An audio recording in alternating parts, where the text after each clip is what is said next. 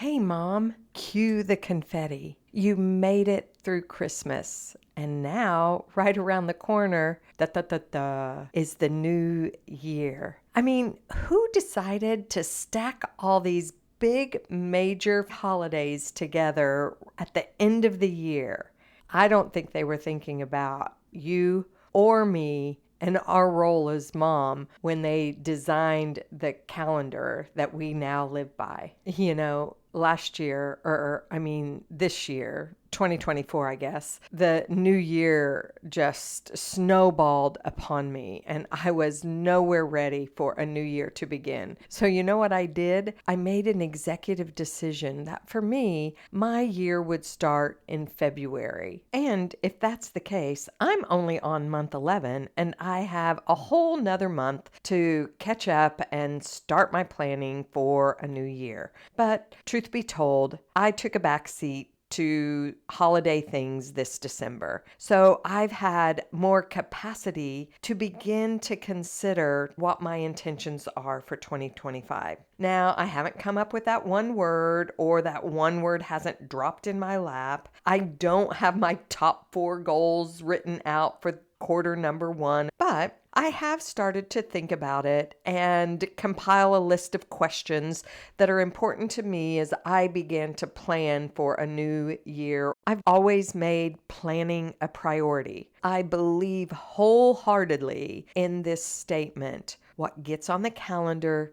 gets done. I want to spend the next few weeks on Mom to Mom mentoring, empowering you to begin to consider what is important to you for the year ahead. I'm really excited about next week's episode because my mom mentor friend, Brandis, will be on as my guest in helping us understand decluttering. But Brandis has a whole different twist on decluttering than what you might think about. We're going to talk about what it looks like and what it means to declutter our mind, to declutter our spirit, and so much more.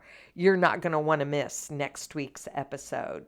Now, just a heads up, I'm not a big advocate of the idea of setting and achieving goals, especially for busy moms who are trying to do all the things. But I do believe in taking time to consider who you want to become, the type of life that you'd like to be leading 6 months, a year from now. I'm the creative sort, and it helps me to see something instead of having a prayer list. I often have things on my nightstand or things around my house that remind me of someone or something that would trigger me to pray for them. I'm just a very visual person. So I love the idea of creating a vision board. But beyond that, I love the idea of envisioning my future self. I begin to capture a vision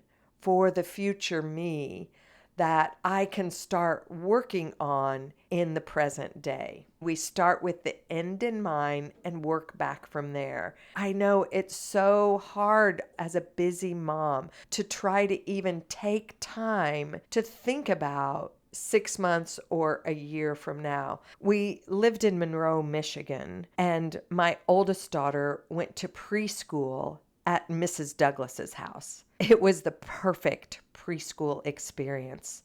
Mrs. Douglas operated this preschool out of her home 3 days a week. I couldn't believe we got Megan into this wonderful little community. Mrs. Douglas had kids in high school at the time, but I imagined her to be the perfect mom in all seasons of life. I really looked up to her and admired her not only as a teacher, but as a mom and a wife. Once, as if in passing, she said that her family ate dinner together every night. Now, this was very shocking to me because I knew her kids were very busy and she was busy. I asked her, "How do you do that?" She said, "Sometimes it's 8 p.m. before we have the time to gather around the table." She said, but that connection time was so valuable to her and the family that it was a non-negotiable, and her kids and her husband knew it. Over the years, I would adopt this non-negotiable mealtime for our family. Honestly, I think it was a part of our saving grace that kept us connected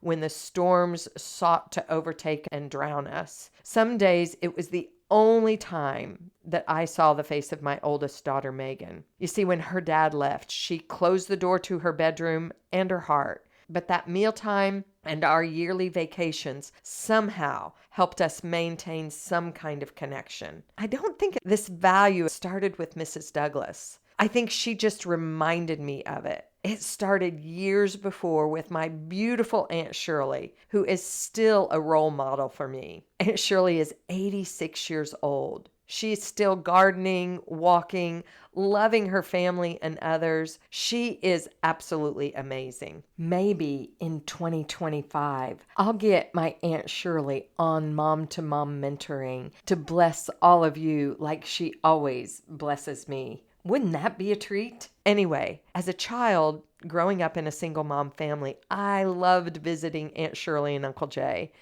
As a stay-at-home mom, she always had something wonderful baking. She had projects going on, her home was orderly, and there was plenty of space for fun and excitement. I love the feeling of being cared for in a peaceful space and having good things, good conversation, and laughter around the table. And I got that at my aunt and uncle's house. What about you? What's important for you to cultivate in your home? What's your non-negotiable? Hey there. Welcome to Mom Mentoring. I'm excited to be your guide today as we dive into an essential topic for all you busy Christian working moms: how to guard your heart and live according to your values, especially as you consider a new year. I'm Misty Hughes, your celebration coach, happiness advisor, gratitude guide, and mom mentor. I'm here to help you shine brightly as you step into 2025, fully prepared to say yes to what truly matters to you and let go of the things that hold you back. Knowing your values will help you live your best year. Living true to who you are created to be empowers you to shine. And because I believe in the value of knowing your values, I'm putting on a free Value Your Values workshop. During this workshop, I'll walk through discovering your top 5 values, defining how they are showing up in your lives, and developing one thing you can do in 2025 to live, lead, and love more fully and freely from the wellspring of an overflowing heart. Ooh, that word wellspring. What does it even mean? And why might it be important to consider? Proverbs 4:23 says, "Guard your heart, for it is the wellspring of life." What does that even mean, to guard your heart? You might think it means to put walls up or boundaries around your heart, to be on guard and protect your heart no matter what the cost, which I've been very good at in the years past. But it's really about nurturing your inner self. Your inner self is the seat of your passions, your thoughts, your gifts, and intentions. Think about what it looks like to ideally nurture your young child. Care for them, feed them good things, protect them, watch over them. That's what we're invited to do here when it says to guard our own hearts. We want to feed it good sustenance, like the Word of God, because, beloved, that is the source of life to you and is the life-giving essence that you give out to others. This passage always makes me think of that song that I used to sing in Sunday school and youth group. Spring up, O well, within my soul. Spring up, O well, and make me whole. Spring up, O well, and give to me that life abundantly. See, there's a deep well within you that longs to break forth, to spring up and splash over not only you, but also those that you are close to, aka your children, your husband, your immediate family and close friends. When your wellspring is flowing freely from a pure place, You are able to respond instead of react. You're able to take ownership instead of be the victim. You're able to show up with confidence rather than from an insecure place that can sometimes show up as jealousy. When your wellspring is flowing freely, you are courageous and proactive rather than being passive. Unfortunately, your wellspring and mine gets clogged up, full of all the debris from last fall or Christmas, the leftover wrappings from the holidays, the unspoken things, the feeling bloated from not eating or exercising right, the tension that was left because somebody didn't get the right present. Anyway, these things can clog up our wellspring. You might be feeling that your inner source of life is literally stopped up by rocks and walls that you've built and others have thrown at you. Your wellspring might not be flowing freely. It might even be polluted from past trauma. And as a mom of amazing human beings, you're not showing up in the way that you want to. It's a proven fact that most women tend to hold back. Perhaps your wellspring is just fine, but in the past, it's come out strong like a fire hose, and people have said it's too much and shut you down. As a passionate Hispanic woman, I've spent a lifetime trying to withhold, worried that I was too much, that my ideas were too overwhelming, that my passion was intimidating to others. Perhaps you've been told, oh, you're too much. So you've tried to dim your lights. But you know what? It's exhausting trying to withhold who you really are. And I'm determined to help you shine forth and not hide your light. I'm not sure why we spend our lives trying to fit in when we are created, you are created, I'm created to stand out and shine like a brilliant star. Mom, you are invited to shine like a star in the midst of a dark and perverse generation. Now, your shine will look different from her shine and my shine, but we all are created and invited to shine. Now, if you're ready to start shining more brightly, be sure to sign up for my free Value Your Values online workshop. Just go to momtomommentoring.com/values. But I'll include the link in the show notes as well. Now, Mom, before you dive headfirst into the shallow waters of 2025 and bust your head wide open, I would like to invite you to take a moment to prepare and assess the state of your individual wellspring. It won't take long, and if you're driving or folding laundry or wrestling the kids to the ground, you can think about this reflection while you're doing something else. It does work best if you give your mind a few minutes to sit in stillness and think, evaluate, and give thought to your attitudes and desire. But as a busy mom, I know that time is a precious commodity. I'd like you to think about the 3 best things that have happened to you this past quarter.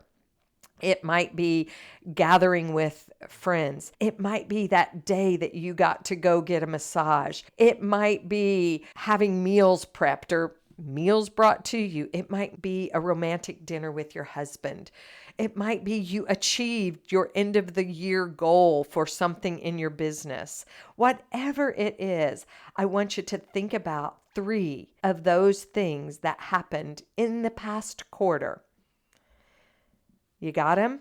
Just grab the first 3 that come to mind. Again, this is just a quick exercise, and you can come back to it later if you want to spend more time thinking about it. Now, ask yourself, why were they so good? Why did I appreciate that? Why was that important to me? If you're able to journal, go ahead and do so. Knowing your why will be so important as you move forward. Next, make a note of what you're feeling in the moment of that good situation as that memory came back to mind, that romantic dinner or that time with family and friends. How did you feel? What were the feelings that you were feeling in that moment? Doesn't it feel good to take a moment and remember the good and sit there feeling the feelings and getting in touch with why that was important to you? I invite you to take a deep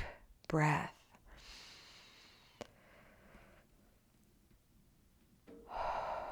Or 5. Most likely, these 3 things that you chose and why they were important gives you a peek into what you value. In 2010, I had a friend who was always pointing me to values. Tina was a coach and came to share at the nonprofit I had started for single moms. The title of her message was Power Up with Your Values. As she unpacked what values are, I was mesmerized. I realized that by God's saving grace, I had identified and had been raising my kids by some very important values, but gaining clarity on them gave me even more strength to say yes to the things that were important and gave me freedom to let go of people pleasing. Can you cue the angelic choir for that one? You see, your values reflect what is important to you in your life. They are often referred to as your personal guiding principles. Values guide your behavior in all aspects of your life, including your home life, your work, and your social life. Most of the disruption, most of the overwhelm comes when we are not honoring our own values, when we're trying to people please, or when we're just taking on more than what we know is humanly possible.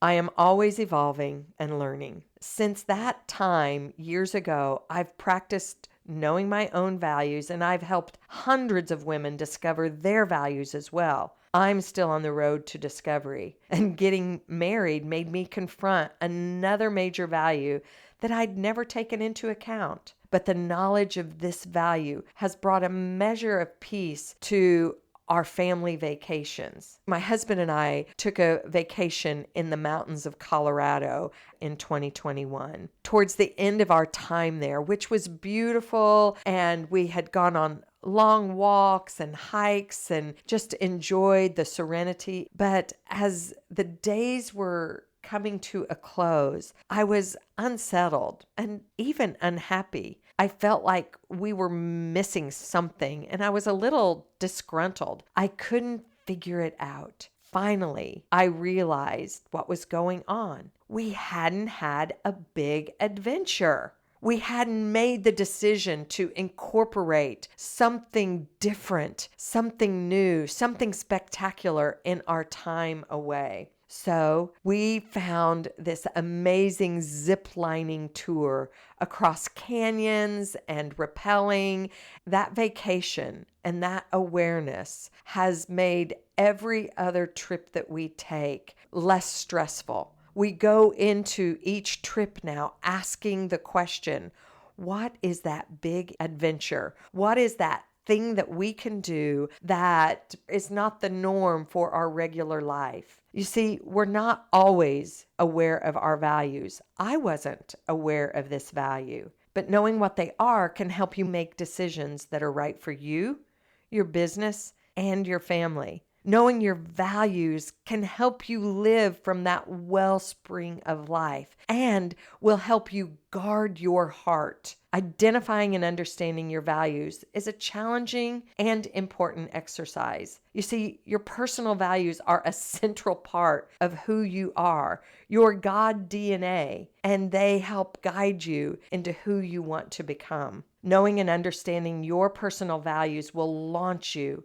into an amazing 2025 filled with moments of success that you and others can celebrate. I'd like to invite you to take a next step on this journey. Join me for this online Value Your Values workshop designed specifically for busy Christian working moms like you. In this workshop, you'll walk away with a tailored list of your top 5 values, tools to help you shine brightly in locating what to commit to in 2025, and a clear vision of how to set your intentions effectively. Don't miss out on this opportunity. You deserve to nurture your wellspring. You'll find the details in the episode notes. You can sign up today. I hope today's conversation inspires you to consciously guard your heart as you step into a new year. Remember, Mama, you can shine brightly when you align your actions with your core values. As Psalm 16:11 beautifully states, "You, Father,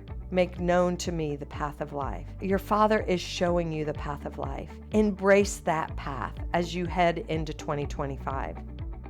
Beloved, thank you for tuning in to Mom Mentoring. Remember, if this episode has been valuable to you, please leave a 5-star review and share it with your mom tribe. Remember, I'm here for you as your celebration coach and your happiness advisor. Until next time, take care of your wellspring and keep shining brightly. Be sure to follow Mom Mentoring for more inspiring conversations.